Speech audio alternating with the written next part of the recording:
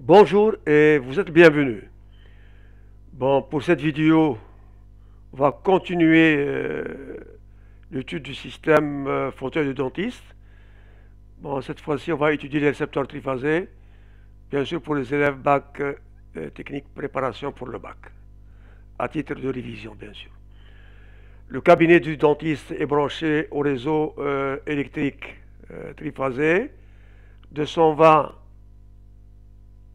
380, donc 220 volts c'est la tension simple du réseau et 380 volts c'est la tension composite du réseau nommé U. 50 Hz dispose d'une installation permettant d'alimenter les charges suivantes. Vous avez 30 lampes de 25 watts chacune avec un cosinus phi L1 réparties de façon à équilibrer les trois phases. Un moteur asynchrone triphasé 220 380. 220 c'est quoi? C'est la tension qui peut supporter un enroulement ou bien c'est la tension d'alimentation du moteur pour un couplage triangle. Et 380 volts c'est la tension d'alimentation du moteur pour un couplage étoile. 50 Hz.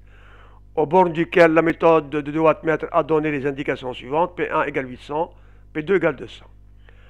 Un chauffage électrique absorbe une puissance de combien? 4500 watts avec cosinus phi charge égale à 1. Donc récepteur purement résistif.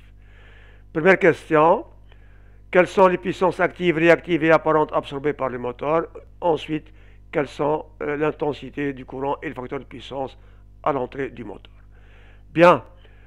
Par la méthode du wattmètre, PM, c'est quoi? C'est la somme P1 plus P2, somme algébrique, c'est-à-dire qu'on peut avoir l'une des puissances négatives. Bon, P1, combien? 800 plus P2, 200. Pour donner PM égale 1000 watts. La puissance réactive QM, la formule, c'est racine de 3, par la méthode de 2 wattmètre bien sûr, P1 moins P2, et c'est une différence algébrique, est égale racine de 3, P1 c'est combien? 800 moins P2, 200. Ça me donne une puissance réactive 1039,2 bars. Bien, SM maintenant, on va utiliser le triangle de puissance. Là, vous avez PM, QM et SM. Donc, différentes puissances. La puissance active du moteur PM. Là, c'est la puissance réactive QM. Et là, vous avez SM. Là, vous avez un angle droit et le déphasage phi. D'après Pythagore, vous avez SM au carré égale PM au carré plus QM au carré, c'est-à-dire que SM est égal à racine carrée PM au carré plus QM au carré. Application numérique. Donc PM c'est combien? C'est 1000. 1000 au carré plus QM au carré c'est 1039,2 au carré. Et ça me donne comme puissance apparente du moteur 1442,1 volt-ampère. Bien, maintenant IM, on a SM égale U fois IM racine 3, c'est-à-dire IM est égal à SM sur U racine de 3. C'est égal, SM c'est combien? 1442,1 sur le U 380 fois racine de 3. C'est égal à 2,191 ampères. Le facteur de puissance cosinus phi m égale côté adjacent sur hypoténuse, c'est-à-dire Pm sur Sm.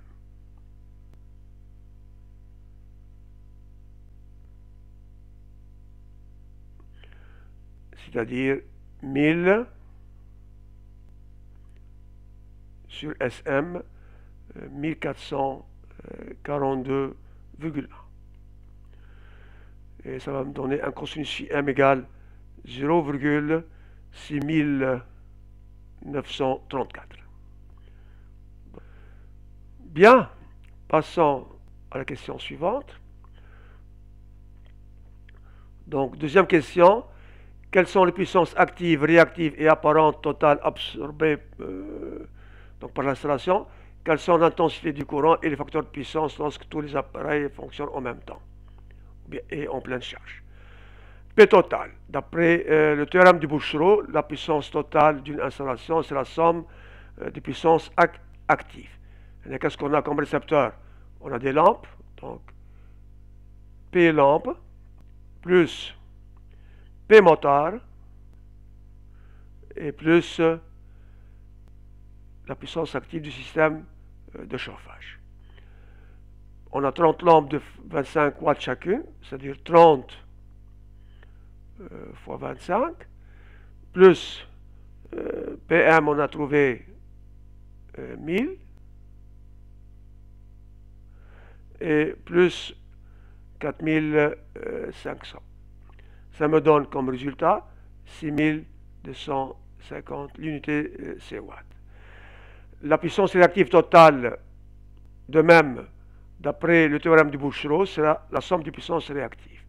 Donc c'est égal à Q lampe plus Q moteur plus Q du système de chauffage.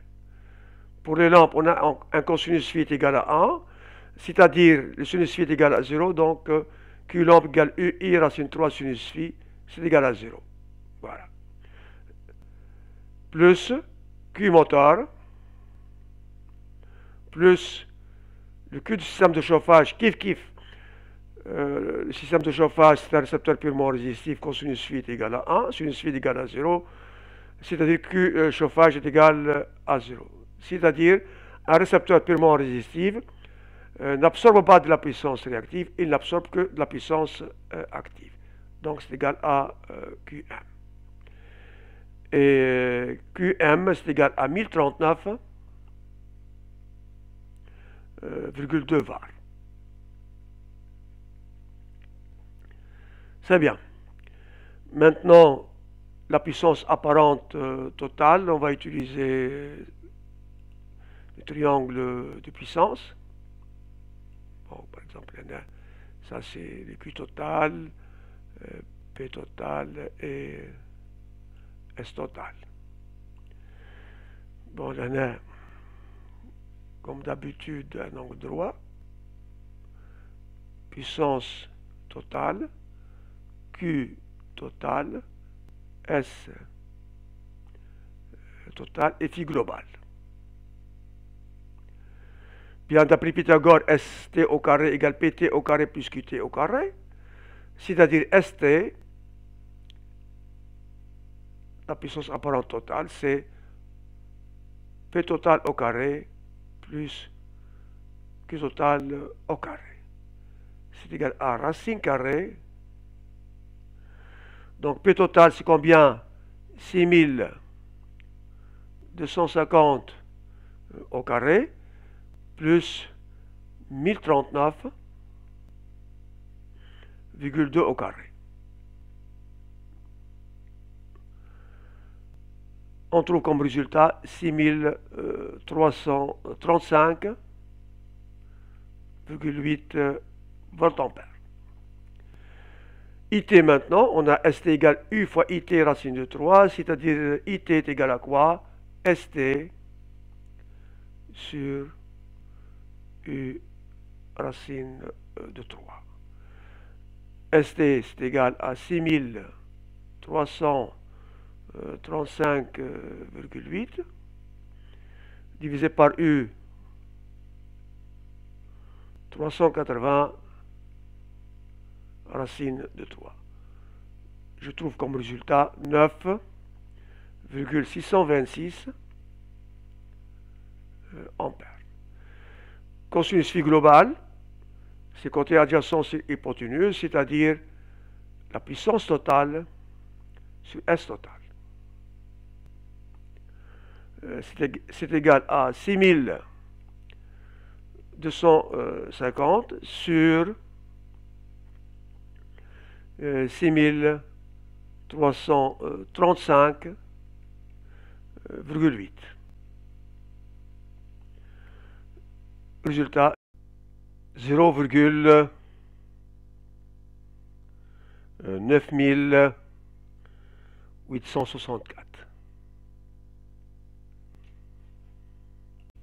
Voilà. Passons à la suite. Étude des récepteurs, étude du chauffage électrique. Le chauffage électrique est constitué par 3 résistors identiques de résistance R, peut supporter chacun une tension de 240 volts. Les 3 récepteurs sont couplés en étoile, absorbent une puissance totale PT chauffage 4500 watts, justifie le couplage étoile réalisé sur les récepteurs du chauffage électrique. Donc on a un couplage étoile, donc couplage étoile, car la tension qui peut supporter un résistor correspond à la tension simple du réseau.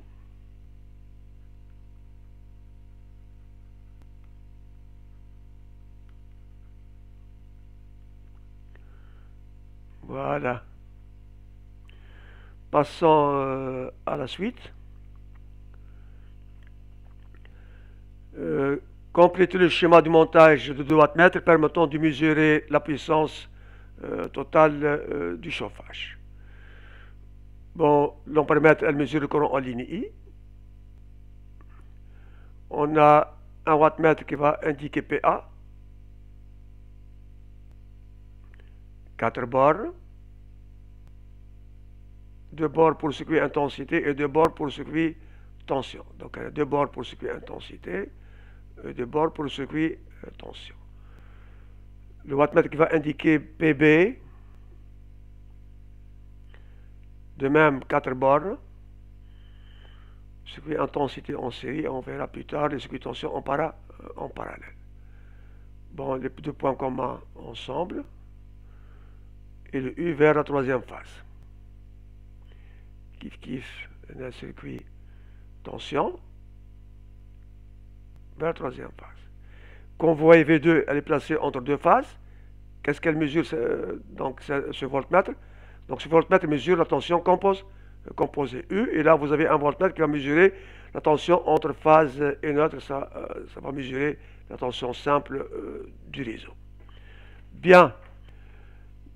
Préciser les grandeurs mesurées par chaque appareil. L'ampèremètre A, qu'est-ce qu'on va écrire? Mesure. Qu'est-ce qu'on va mesurer? L'intensité du courant en ligne. Voltmètre V2. Donc, le voltmètre V2 mesure la tension composée du réseau. Donc, mesure la tension entre phases. Mesure la tension composée du réseau. Le voltmètre V1, elle est placée, donc ce voltmètre est placé entre une phase et le neutre, donc mesure la tension simple du réseau.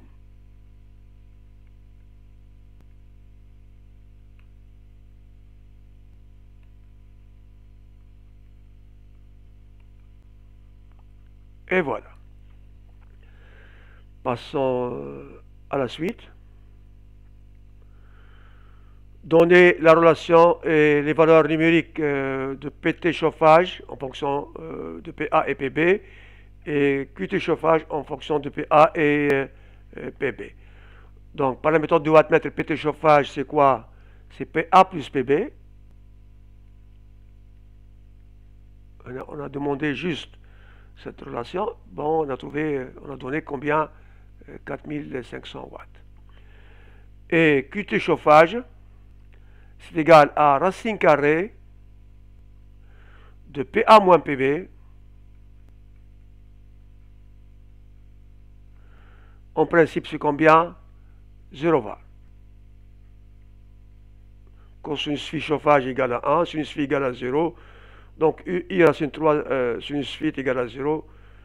Donc un système de chauffage qui a un cosinus phi égal à 1, c'est des récepteurs purement résistifs, n'absorbe pas de la puissance réactive.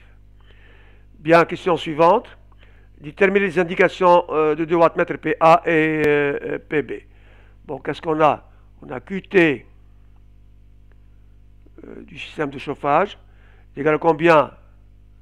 0 var, c'est-à-dire relation Hirschner, racine 3 facteur de PA moins PB, c'est-à-dire PA moins PB est égal à 0.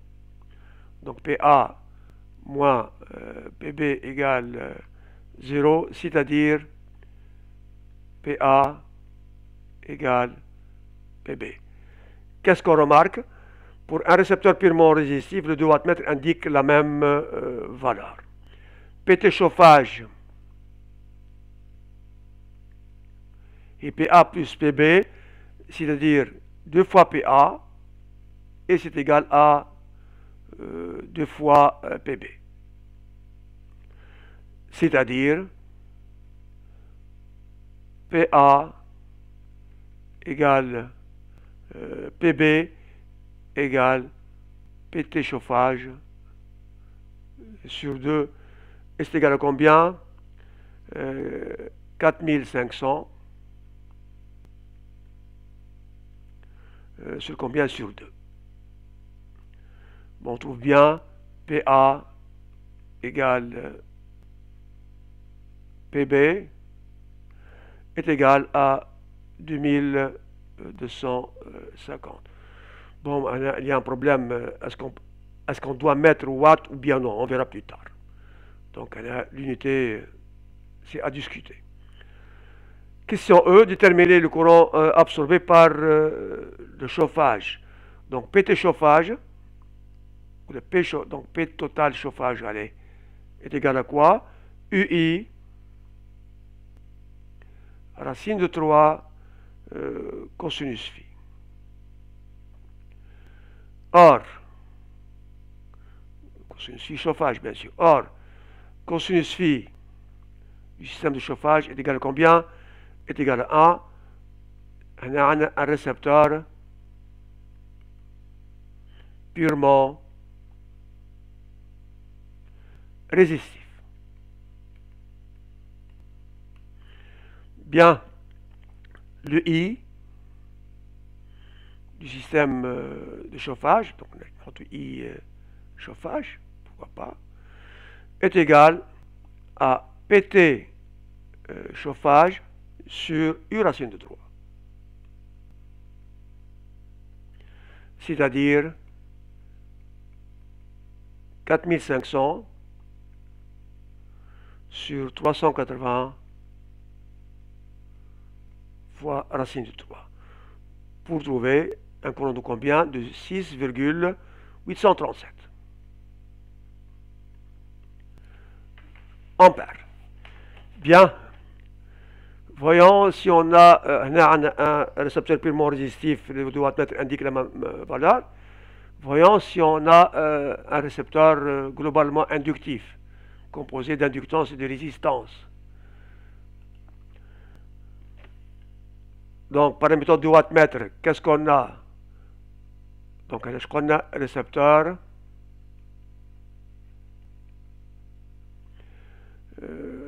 globalement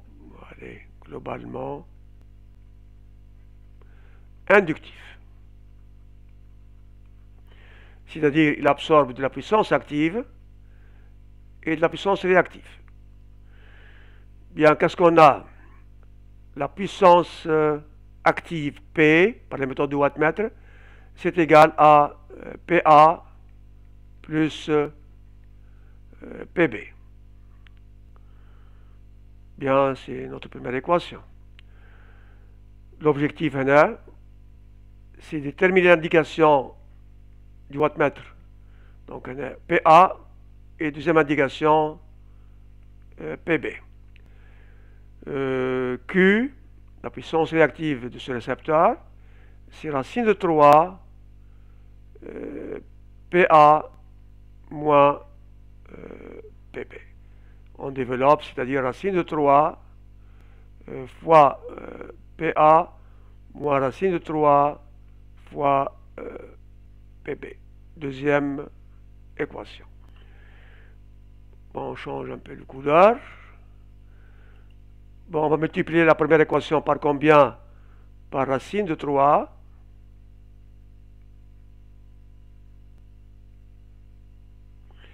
Et on va faire la somme 1 plus 2.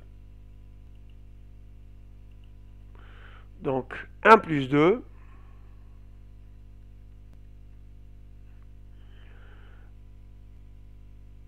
Ça donne quoi? Racine de 3p plus q égale racine de 3pa plus racine de 3pa égale 2 fois racine de 3 pa et racine de 3pb moins racine de 3pb est égal à 0.